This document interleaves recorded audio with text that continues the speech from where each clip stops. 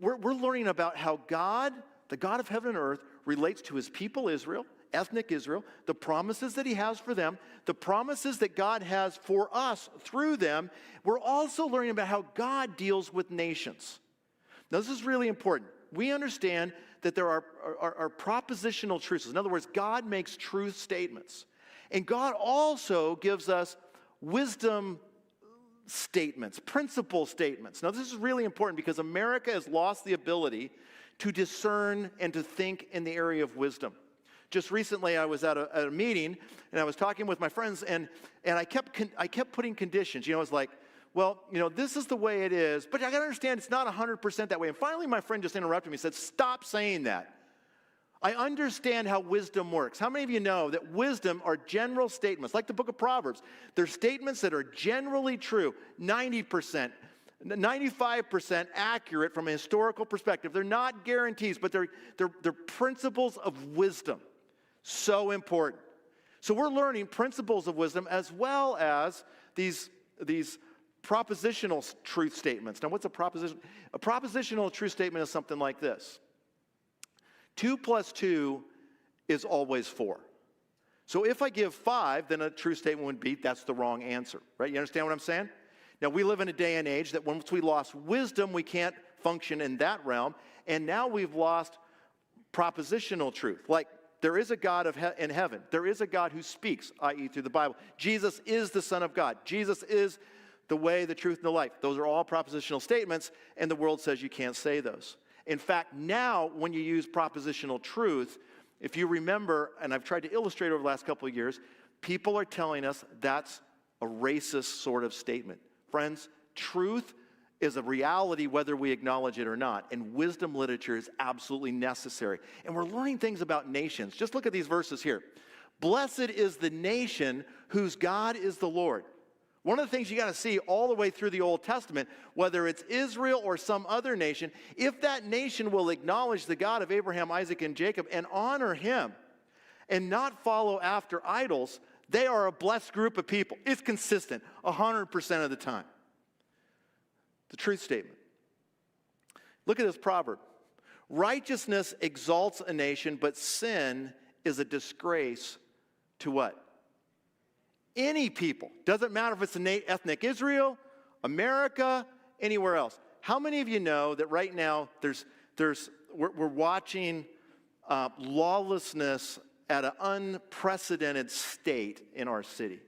Even this week, one of my friends, who's a teacher here in the Twin Cities, was threatened by 3 girls, and they were going to get a knife and come after this teacher. I mean, does that sound strange to you? Yeah, does it sound like over the top? Does that sound like something you read in Romans where it says in the last days lawlessness will increase or violence will increase? Jesus says it'll be like the days of Noah. I mean, when in history do you find, at least in our world, when would you see 3 teenagers, 3 junior high students threatening a teacher like that? I mean, it just, or on and on we could go. So what's the answer? What's the answer? Well, sin is a disgrace to any people. I love Kendall and Sheila Qualls. And just recently, they called me from LA, and they were invited to make a video asking the question, how in the world can America have a future? And I just love how Kendall responded. I'm going to show you a minute and a half of this. You have to watch the rest of it at PragerU, but it's a PragerU short video, but he outlays 5 things that are necessary if America's going to have a future. I want you to catch just the first one. Watch this. You don't need me to tell you what America's problems are. Plenty of people can do that. Instead, let me tell you about America's future, what it can be. I'm not making a prediction, but there's a new golden age waiting for us if we do just 5 things. 1, reconnect with our Judeo-Christian roots. In this vision of the future, a majority of Americans realize we have to return to the basics. A new appreciation of traditional Judeo-Christian values takes place. Call it a new awakening. We became an exceptional nation because we were largely a self-governing nation. the first in human history. The U.S. Constitution begins with the phrase, "we the people." But self-government only works if we are a moral country. And to be that, we need to appreciate the source of our values, the Bible.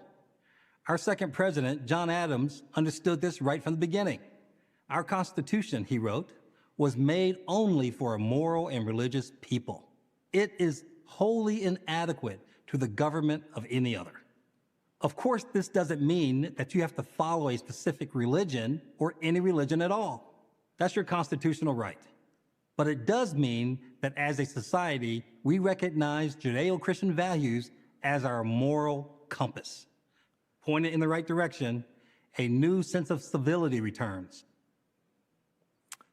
You know what? You're not going to hear that on CNN. And that is absolutely true. What do you do with the lawlessness? What do you do with kids threatening teachers and kids threatening one another? I mean, how do you find some moral compass? Christian friends, we have the answers right in that book. If you want everlasting life, believe in the Lord Jesus Christ. If you want to have a nation that will be exalted, that will prosper, you have to go back and recognize the authority of God. We're going to